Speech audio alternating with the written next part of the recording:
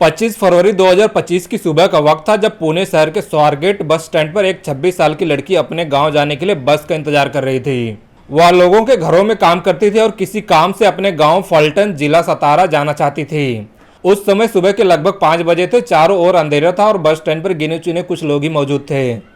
इसी दौरान वहां पर 35 साल का एक आदमी आता है और युवती को देखकर हाथ जोड़कर दीदी नमस्ते कहता है। वह लड़की थोड़ा हैरान होती है क्योंकि उसने कभी भी पहले इस व्यक्ति को नहीं देखा था। जब वह पूछती है कि क्या वह उसे जानता है तो वह आदमी मुस्कुराकर कहता है, आपने लगता मुझे पहचाना नहीं, लेकिन मैं आपको पहचानता हूँ।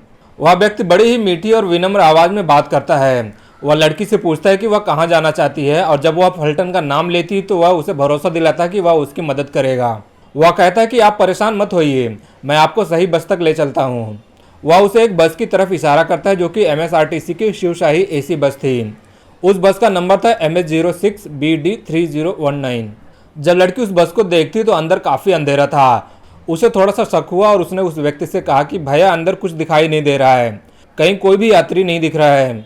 इस पर वह व्यक्ति उसे भरोसा दिलाते हुए कहता है, दीदी यह एयर कंडीशन बस है, लोग अंदर आराम कर रहे होंगे, आप चाहें तो मोबाइल की टॉर्च जलाकर अंदर जाकर देख सकती हैं। अगर कोई यात्री नजर ना आए तो आप आराम से बैठ जाना, नहीं तो बाहर आ जाना। उसकी मीठी बातों और भरोसेमंद व्यवहार के कारण लड़की को यकीन हो जाता है और वह बस में चढ़ जाती है। लेकिन जैसे ही वह लड़की अंदर पहुंचती है और टॉर्च जलाकर देखती है तो उसे कोई भी यात्री नजर नहीं आता। इससे पहले कि वह कुछ समझ पाती बस की खिड़की अपने आप ही बंद हो जाती है। अब लड़की को समझ में आ गया कि वह एक जाल में फंस चुकी है। अचानक वह आदमी बस के अंदर दाखिल होता है और दरवाजा बंद कर देता है।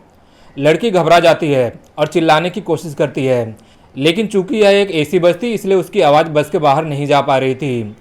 इसके बाद वह हैवान लड़की के साथ दरिंदगी करता है।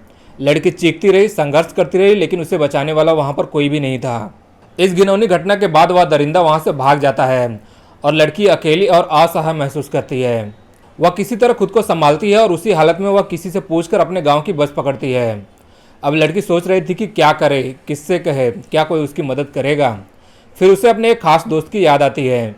जैसे वो अपने गांव पहुंचती है वह अपने दोस्त को फ़ोन करती है और पूरी घटना बताती है। उसकी दोस्त उसे समझाती है कि जो हुआ उसे भूलने की कोशिश मत करो, बल्कि हिम्मत जुटाकर पुलिस स्टेशन जाओ और FIR दर्ज कराओ। इसके बाद लड़की पुणे के स्वारगेट पुलिस स्टेशन में जाकर अपनी आप बीती सुनाती है। पुलिस अधिकारी इस मामले को बेहद गंभीरता से लेते हैं और उसे भरोसा दिलाते हैं कि आरोपी को जल्द से जल्द गिरफ्तार कर लिया जाएगा। जब यह खबर सोशल मीडिया पर फैली तो पूरे महाराष्ट्र में हड़कंप मच गया। लोगों ने सरकार और पुलिस प्रशासन पर दबाव बनाना शुरू कर दिया ताकि आरोपी को जल्द से जल्द पकड़ा जाए और पीड़िता को न्याय मिल सके। सरकार और पुलिस पर जबरदस्त दबाव बन गया। महाराष्ट्र के मुख्यमंत्री देवेंद्र फडणवीस ने तुरंत आदेश दिया कि आरोपी को जल्द से जल्द गिरफ्तार किया जाए। पुलिस ने बस स्टेशन और उसके आसपास के लगे CCTV कैमरों की फुटेज खंगालनी शुरू की। वीडियो में दिखा कि लड़की के साथ एक लड़का था जिसने मास्क पहना हुआ था। पुलिस ने फुटेज की गहन जांच की और स्थानीय लोगों से पूछताछ की। आखिरकार उस व्यक्ति की पहचान दत्तात्रेय रामदास गाड़े नाम से हुई। वह 37 साल का आदमी था। यह व्यक्ति पहले से ही एक अपराधी था। उसके खिलाफ डकैती, चोरी और अन्य आपराधिक गतिविधियों के कई केसेस दर्ज थे। साल 2019 में वह जमानत पर छूटा था और तब से अपराध की दुनिया में सक्रिय था। पुलिस ने 13 टीमें बनाई, खोजी कुत्तों और ड्रोन कैमरों की मदद ली, लेकिन 27 फरवरी 2025 की शाम तक भी आरोपी पकड़ में नहीं आया। तब सरकार ने एक महत्वपूर्ण घोषणा की, जो भी व्यक्ति आरोपी की जानकारी देगा उसे 1 लाख रुपए का इनाम दिया जाएगा। वह जब तक आरोपी फरार था तब तक जनता का गुस्सा बढ़ता ही जा रहा था। शिवसेना युवा सेना यानी कि UVT के नेता बसंत मोरे ने अपने साथियों के साथ हंगामा करना शुरू कर दिया। 26 फरवरी को बस स्टेशन के पीछे एक पुरानी टूटी फूटी बस खड़ी मिली। जब बसंत मोरे और उनके साथी उस बस में गए तो वहां महिलाओं के कपड़े और कॉन्डोम पाए गए। इससे यह साफ हो गया कि यह घटना कोई पहली बार नहीं हुई थी। इस बस का इस्तेमाल पहले भी गलत कामों के लिए किया गया था। इस खुलासे ने प्रशासन पर ज़्यादा दबाव बढ़ा दिया। मुख्यमंत्री देवेंद्र फडणवीस और डिप्टी मुख्यमंत्री ने साफ शब्दों में कहा कि चाहे आरोपी किसी भी प्रभावशाली व्यक्ति का रिश्तेदार हो, उसे किसी भी कीमत पर बख्शा नहीं जाएगा। परिवहन मंत्री प्रताप सरनायक ने 23 सुरक्षा गार्डों को हटा दिया और पूछा कि जब सुरक्षा गार्ड मौजूद थे तो यह घटना कैसे हुई। सरकारी बस का दरवाजा बिना किसी ड्राइवर या कंडक्टर की मदद से कैसे खुला। 2012 के दिल्ली गैंगरेप यानी कि निर्भया कांड से इसकी तुलना होने लगी। घटना के 12-13 घंटे के बाद उस व्यक्ति का पुराना फोटो सोशल मीडिया पर वायरल हो गया, लेकिन यह फोटो कई साल पुराना था। जैसे उसने सोशल मीडिया पर अपनी तस्वीर देखी वह डर गया। पुलिस ने उसकी तलाश के लिए 13 टीमें बनाई और उसके परिवार, दोस्तों और परिचितों से पूछताछ की। 27 फरवरी 2025 की रात तकरीबन 10:30 बजे वह अपने एक रिश्तेदार के पास गया और खाने पीने की मांग की। उसने अपने रिश्तेदार से कहा कि उससे कुछ गलत हो गया है। रिश्तेदार ने उसे खाना पीने तो दिया, लेकिन पुलिस को भी इसकी सूचना दे दी, जिससे पुलिस की खोजबीन तेज हो गई। गांव वालों और पुलिस ने मिलकर उसकी तलाश शुरू की। 500 पुलिसकर्मियों और 400 ग्रामीणों के साथ खोजी कुत्तों और ड्रोन की मदद ली गई।